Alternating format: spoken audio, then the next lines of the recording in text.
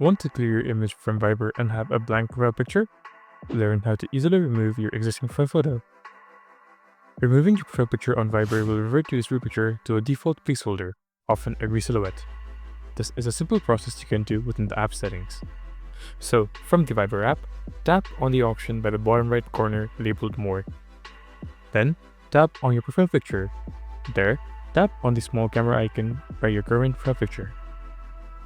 And in the prompt that shows up, tap on the option labeled Remove Photo. You'll be met with a prompt confirming whether you want to remove it or not. Tap on Remove Photo, unless you've changed your mind. And just like that, you'll have removed your profile picture. If you found this video helpful, be sure to go on and hit the like and subscribe buttons. That's a small action from you that helps make a big difference for us. And as always, feel free to comment your experience down below. See you soon! Bye bye!